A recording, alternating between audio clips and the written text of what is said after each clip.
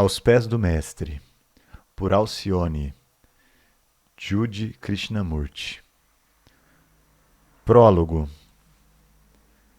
Como mais idosa, foi-me dado o privilégio de escrever algumas palavras de introdução a este livrinho, o primeiro escrito por um irmão mais jovem, no corpo, mas não na alma. Os ensinamentos nele contidos lhe foram dados por seu mestre, ao prepará-lo para a iniciação, e foram por ele escritos de memória, lenta e laboriosamente, pois o seu inglês no ano anterior era muito menos fluente do que hoje. É na maior parte a reprodução das próprias palavras do mestre, e o que não é reprodução verbal é o pensamento do mestre vestido com as palavras do discípulo. 2 frases omitidas foram restabelecidas pelo mestre. Em 2 outros casos, uma palavra esquecida foi adicionada. Afora isto, é inteiramente do próprio Alcione e a sua primeira dádiva ao mundo. Que ela ajude tanto aos outros, quanto a ele auxiliaram os ensinamentos orais, tal é a esperança com que nola dá.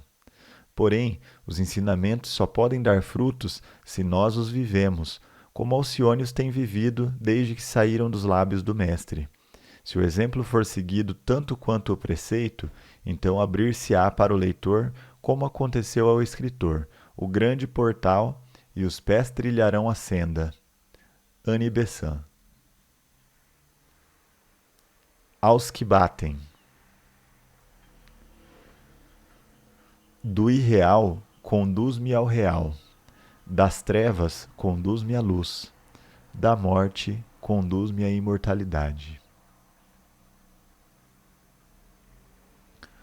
Prefácio. Minhas não são essas palavras, e sim do mestre que me instruiu. Sem ele, nada poderia ter feito. Porém, com seu auxílio, comecei a trilhar a senda. Tu desejas também entrar na mesma senda. Por isso, as palavras que ele me dirigiu te auxiliarão, se as obedeceres. Não basta dizer que são verdadeiras e belas. O homem que deseja obter êxito necessita fazer exatamente o que lhe é ensinado. Olhar para o alimento e dizer que é bom não satisfaz o faminto. É necessário estender a mão e comê-lo. Da mesma forma, não basta ouvir as palavras do mestre. É preciso fazer o que ele diz, atento à menor palavra, ao menor sinal, pois se uma indicação não for seguida, se uma palavra for desprezada, perdidas ficarão para sempre, porque o mestre não fala 2 vezes. 4 são as qualidades necessárias para a senda. Primeira, discernimento. Segunda, ausência de desejos, desapego, abnegação. Terceira, boa conduta. E quarta, o amor. Tentarei dizer-te o que sobre cada uma delas o mestre me ensinou. Primeira, discernimento. A primeira dessas qualidades é o discernimento, vulgarmente tomado no sentido daquela distinção entre o real e o irreal, que conduz o homem para a senda.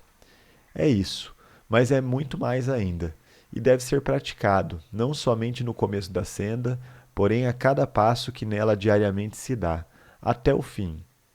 Entras para a senda porque aprendeste que somente nela se podem encontrar as coisas dignas de aquisição. Os homens que não sabem trabalham para adquirir a riqueza e o poder, porém esses bens são, quando muito, para uma vida somente, e portanto irreais. Há coisas maiores do que essas, coisas reais e duradouras. Quando as tiveres visto uma vez, não mais desejarás as outras. Em todo o mundo há somente 2 espécies de pessoas, as que sabem e as que não sabem, e o conhecimento é o que importa possuir. A religião de um homem, a raça a que pertence, não são coisas de importância. O que é realmente importante é o conhecimento do plano de Deus em relação aos homens, pois Deus tem um plano, e esse plano é a evolução. Quando o homem o tiver visto e realmente o conhecer, não poderá deixar de cooperar nele, unificando-se com ele, tal a sua glória e beleza. Assim, pelo fato de possuir o conhecimento, ele está ao lado de Deus, firme no bem e resistente ao mal, trabalhando pela evolução e não com fins pessoais.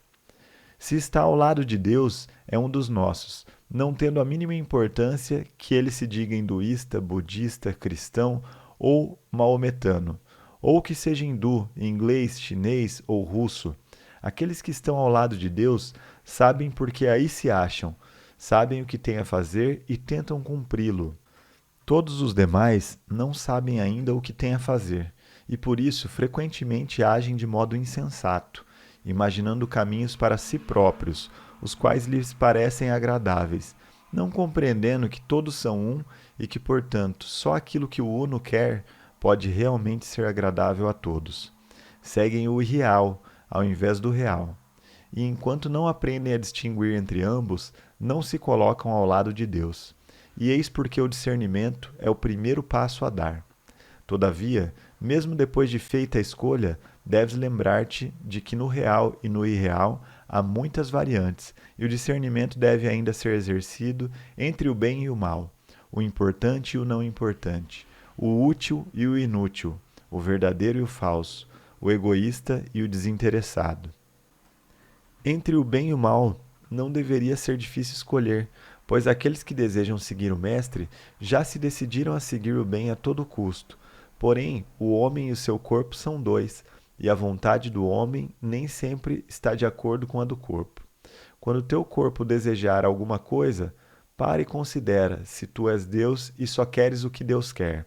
Necessitas, porém, penetrar fundo em ti mesmo, para em teu interior encontrares Deus e ouvir a sua voz, que é a tua. Não confundas os teus corpos contigo mesmo, nem o teu corpo físico, nem o astral, nem o mental. Cada um deles pretende ser o ego, a fim de obter o que deseja. Precisas, porém, conhecê-los todos e conhecer-te a ti mesmo, como seu possuidor. Quando há um trabalho para fazer, é quando o corpo físico quer descansar, passear, comer e beber.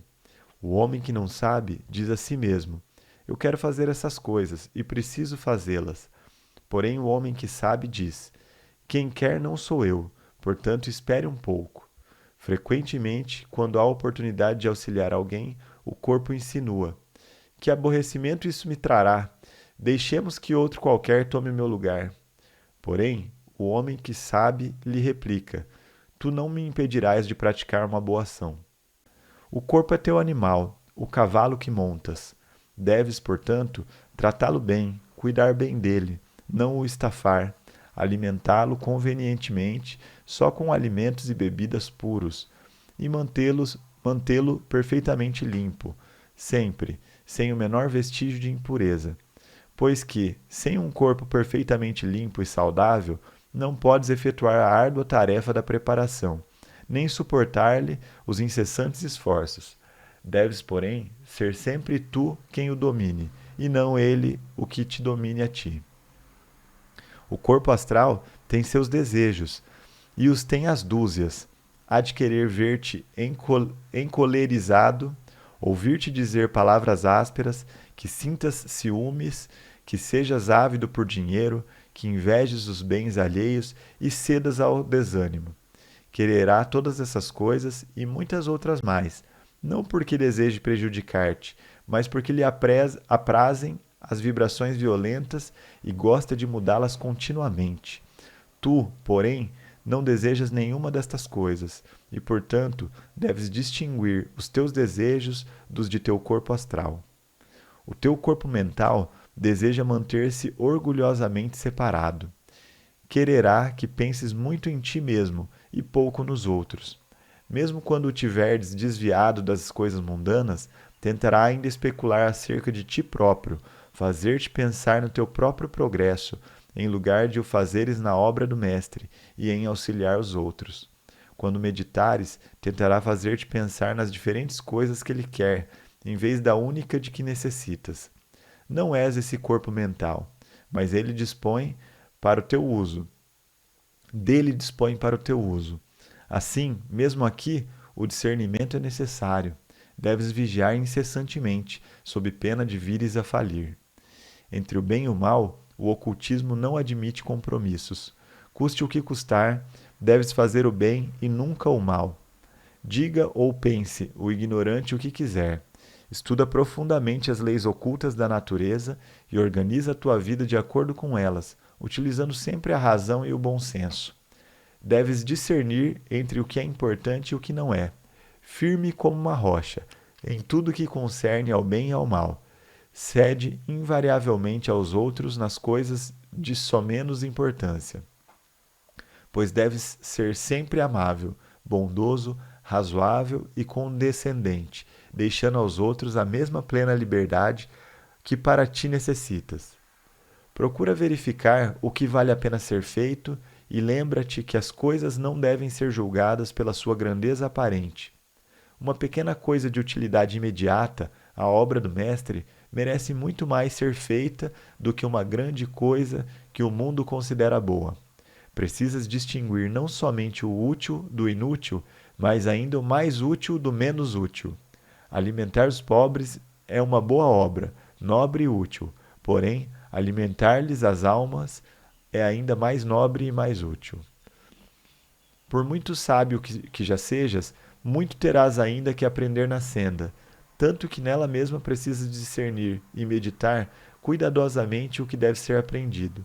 Todo conhecimento é útil, e um dia o possuirás integralmente. Enquanto, porém, só possuíres parte dele, cuidem que essa seja a mais útil. Deus tanto é sabedoria como amor, e quanto mais sábio fores, mais ele se manifestará por teu intermédio. Estuda, pois, mas estuda em primeiro lugar o que mais te habilite a auxiliar aos outros. Trabalha pacientemente em teus estudos, não para que os homens te julguem sábio, nem mesmo para gozares a felicidade de ser sábio, mas porque o sábio pode ser sabiamente útil. Por muito que desejes prestar auxílio, enquanto fores ignorante, poderás fazer mais mal do que bem. Precisas distinguir entre a verdade e a mentira. Deves aprender a ser verdadeiro em tudo, no pensamento, na palavra e na ação. Primeiro no pensamento, e isso não é fácil, porque há no mundo muitos pensamentos falsos, muitas superstições insensatas, e ninguém que a eles se escravize poderá progredir. Por conseguinte, não deves acolher um pensamento simplesmente porque muitas pessoas o acolhem, nem por ter merecido crédito durante séculos, nem por constar de algum livro que os homens julguem sagrado. Deves pensar por ti mesmo sobre a questão e por ti mesmo ajuizar se ela é razoável. Lembra-te que, embora 1 milhar de homens concorde sobre um assunto, se nada conhecerem a respeito, a sua opinião não tem valor. Aquele que quiser caminhar na senda tem que aprender a pensar por si mesmo, pois a superstição é um dos maiores males do mundo e um dos empecilhos de que, por ti próprio, te deves libertar inteiramente. O teu pensamento acerca dos outros deve ser verdadeiro. Não penses a seu respeito aquilo que não saibas. Não suponhas que os outros estejam sempre pensando em ti.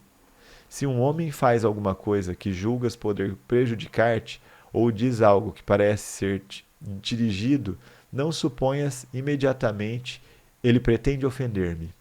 O mais provável é que nunca pensasse em ti, pois cada alma tem as suas próprias preocupações, e os seus pensamentos não giram, as mais das vezes, em torno senão de si própria. Se um homem te falar colericamente, não penses, ele me odeia e quer ferir-me. Provavelmente alguém ou alguma coisa o encolerizou, e acontecendo encontrar-te, voltou a sua cólera sobre ti. Procede insensatamente, pois toda a cólera é insensata, mas nem por isso deves pensar falsamente a seu respeito. Quando te tornares discípulo do Mestre, poderás sempre averiguar a veracidade do teu pensamento, cortejando-o com o seu. Pois o discípulo é um com seu mestre, e basta-lhe fazer retroceder o seu pensamento até o do mestre, para verificar se ambos estão de acordo. Se não estiver, o pensamento do discípulo é errôneo, e ele deve modificá-lo instantaneamente, pois o pensamento do mestre é perfeito, visto que ele tudo sabe. Aqueles que por ele ainda não foram aceitos não podem fazer isso perfeitamente. Porém, serão grandemente ajudados se frequentemente se detiverem a perguntar: que pensaria o mestre a esse respeito? Que faria ou diria ele em tais circunstâncias? Pois nunca deves fazer, dizer ou pensar o que não possas imaginar que o mestre faça, diga ou pense. Deves também ser verdadeiro no falar, exato e sem exageros. Nunca atribuas más intenções a outrem. Somente o seu mestre lhe conhece os pensamentos e bem pode estar agindo por motivos que nunca penetrassem em tua mente. Se ouvires uma narrativa contra alguém, não a repitas. Pode não ser verdadeira, e ainda que o seja, é mais bondoso nada dizer. Pensa bem antes de falar, a fim de não caíres em inexatidões. Sê verdadeiro na ação. Nunca pretendas parecer senão aquilo que és, pois todo fingimento constitui um obstáculo à pura luz da verdade, que deve brilhar através de ti como a luz do sol através de um vidro transparente. Precisas discernir entre o egoísmo e o altruísmo, pois o egoísmo reveste muitas formas, e quando pensas tê-lo morto, finalmente numa delas surge noutra tão forte como sempre. Porém, gradualmente, o pensamento de auxiliar aos outros te encherá de tal modo que não haverá lugar nem tempo para pensares em ti mesmo. De outra maneira, ainda deves utilizar o discernimento. Aprende a distinguir a Deus, que está em todos e em tudo, por pior que seja a sua aparência exterior. Podes ajudar teu irmão pelo que tens de comum com ele, a vida divina. Aprende a despertar nele essa vida, aprende a invocá-la nele, assim o salvarás do mal.